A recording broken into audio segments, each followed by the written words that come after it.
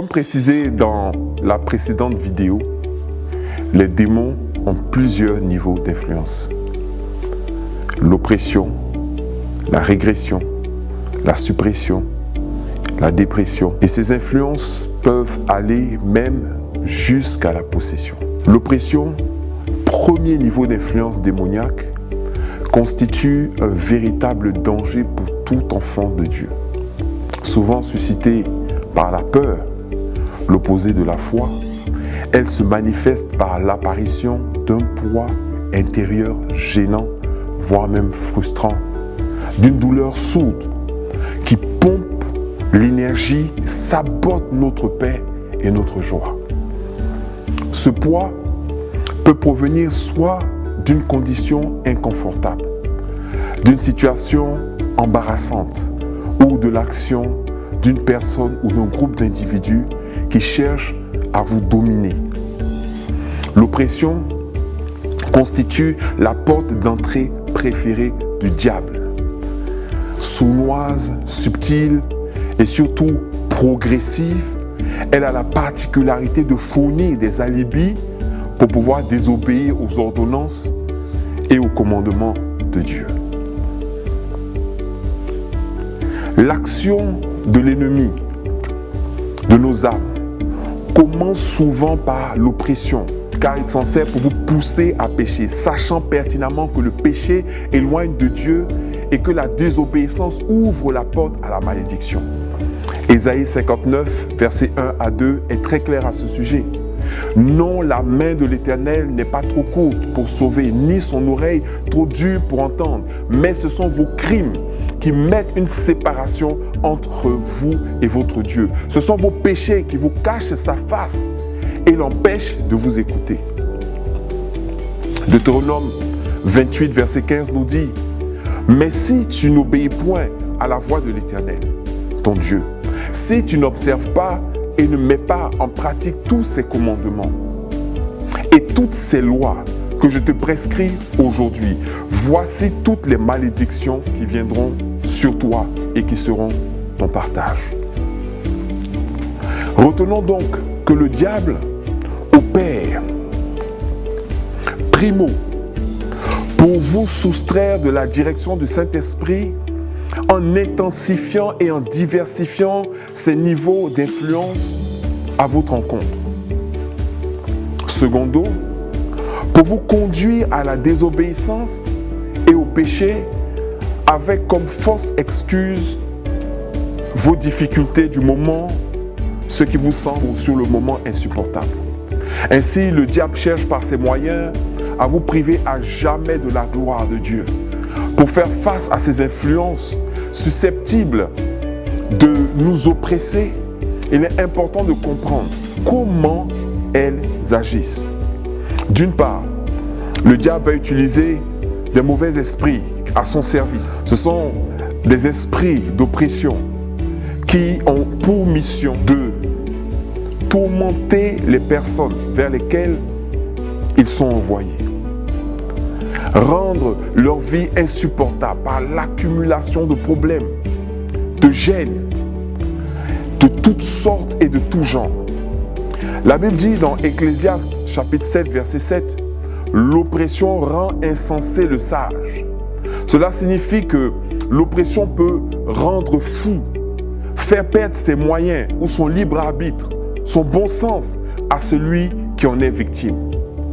Parce qu'elle s'attaque à sa capacité à se reposer, à prendre du recul, en multipliant les sources de stress, de crainte, d'appréhension, qui provoquent de l'angoisse, un mal-être, voire même de l'insomnie.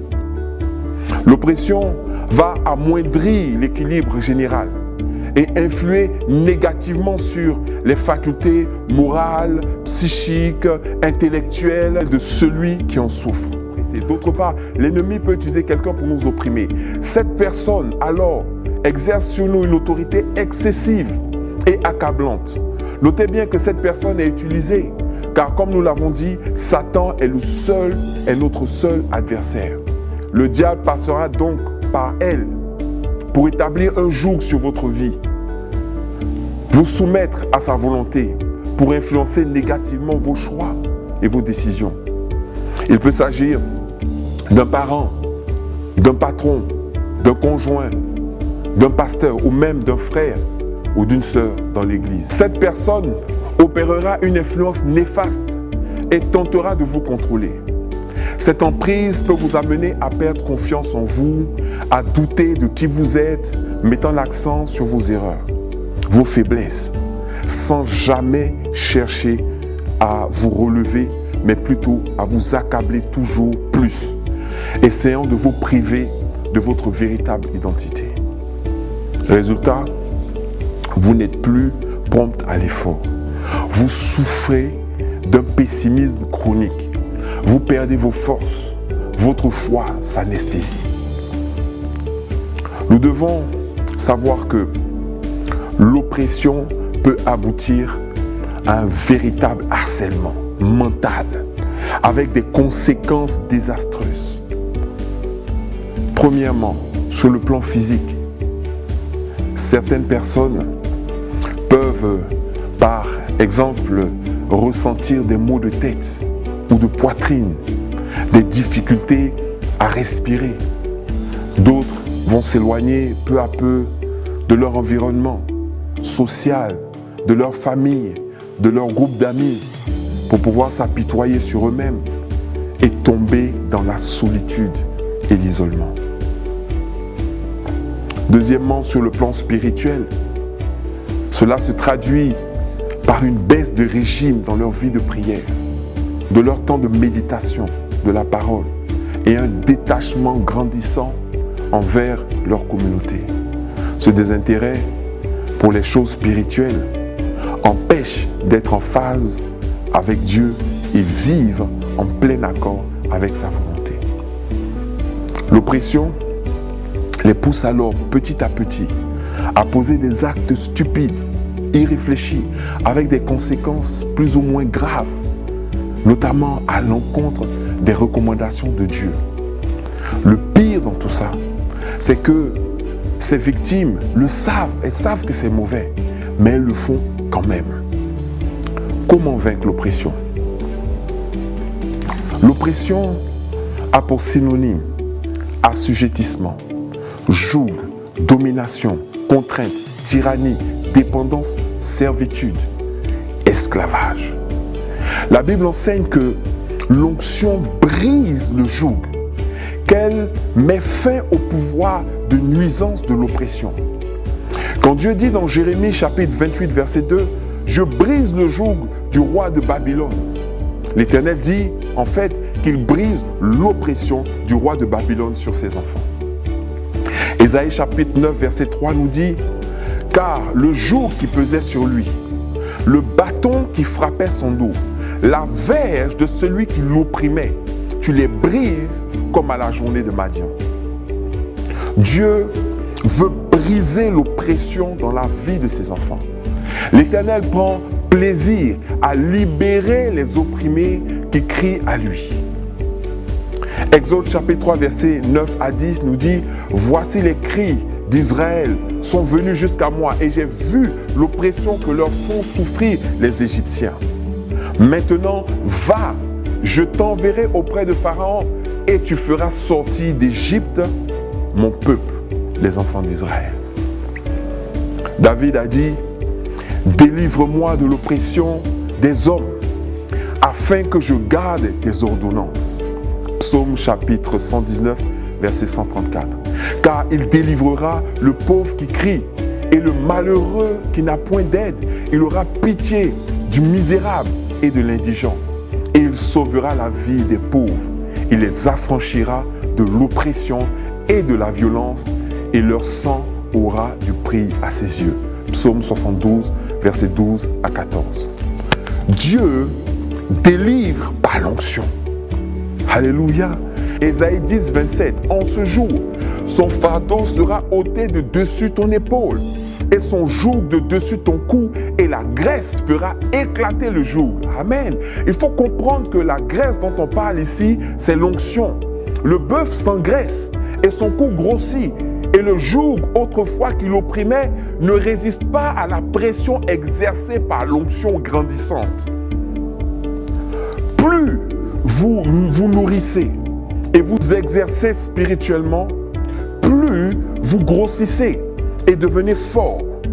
Voilà ce qui produit l'onction, celle qui libère de toute forme d'oppression.